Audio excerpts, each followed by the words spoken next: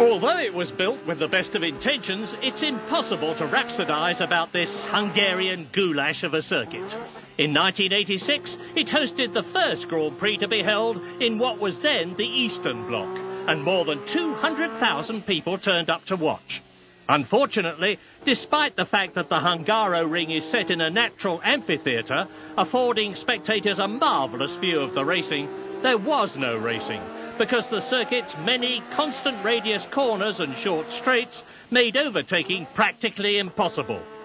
Having brought this processional track into being with much song and dance, 2 years later, Formula One then abandoned one of the truly great racing circuits, the Österreichring.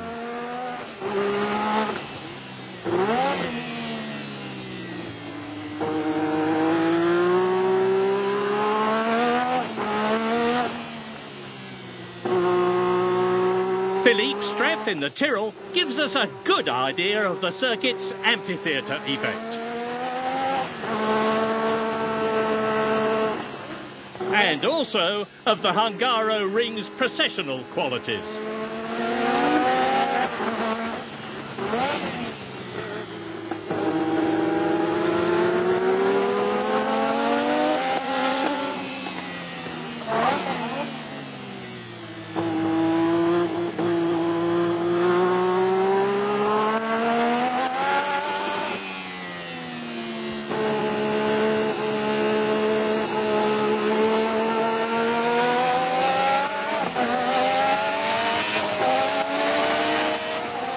Run is ended when we get one in the eye from Nelson Piquet's Williams.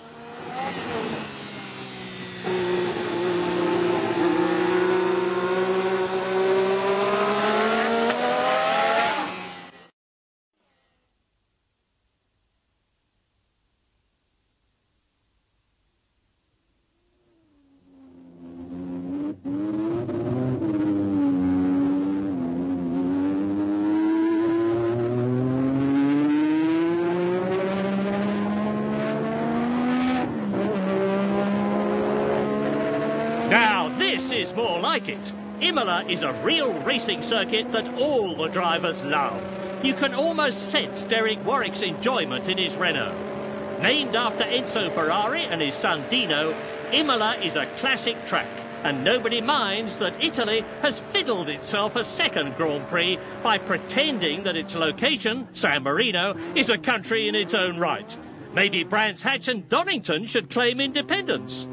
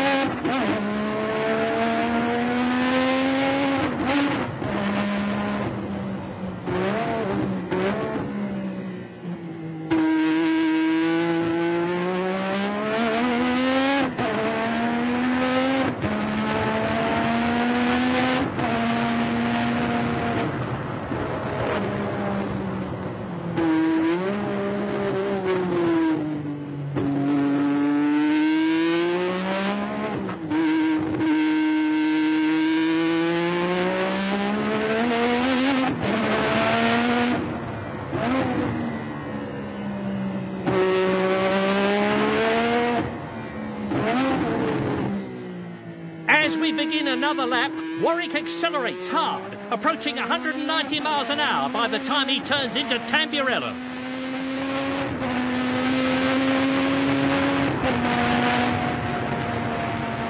Then it's flat out down to Villeneuve Curve before braking hard for the acute left-hander at Tosa.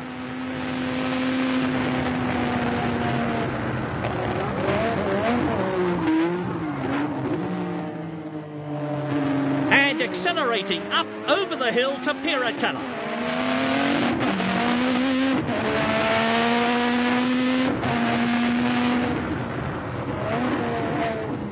Next, we go through the Acqua Minerale chicane at around 100 miles an hour and back up to 190 before the Variante Alta, which leads to another very fast stretch before Rivazza.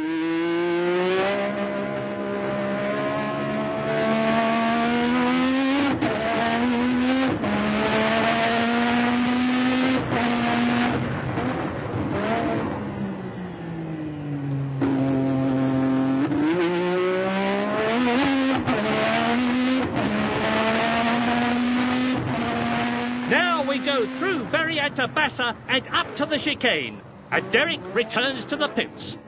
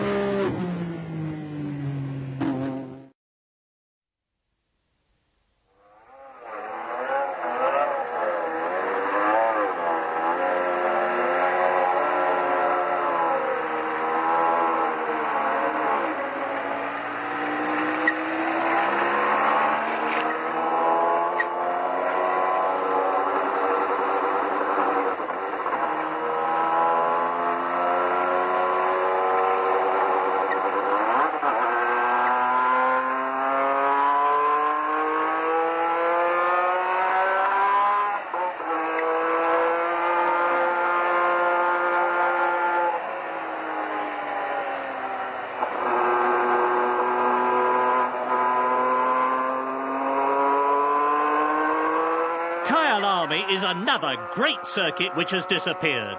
A new one's been built, but this one is lost forever. So make the most of these 3 laps with Alain Prost in the Renault.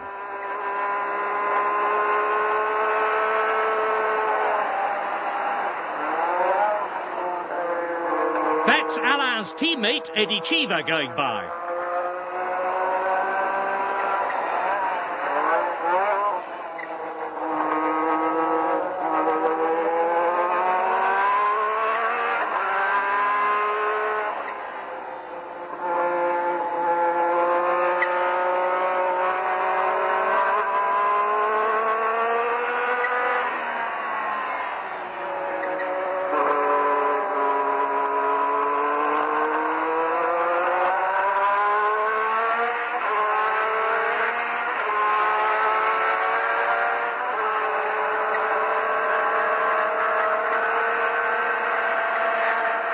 Now let's go for a flying lap with the 2 Renaults. We pass the pits and head towards the famous Crowthorne corner at over 200 miles an hour, going into the corner at about 115.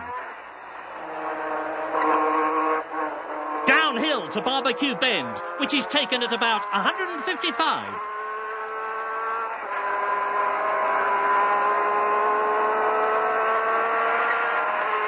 Then through the Jungskai sweep, heading towards the right-hander at sunset, going through at around 150 miles an hour in 4th gear.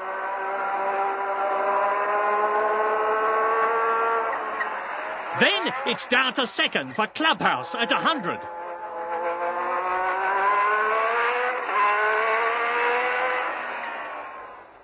Into the S's in 3rd. A bit of adverse camber here.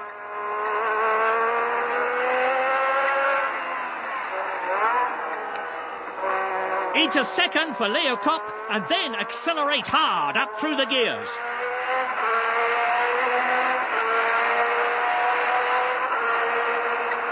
To the kink, and as Eddie Cheever heads for the pits, we continue.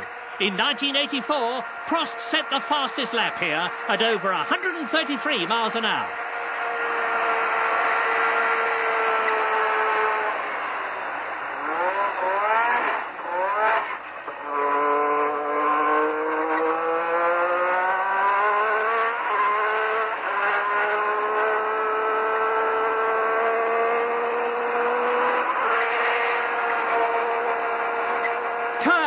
Is over 1,600 metres above sea level, making it very hard on the turbo engines.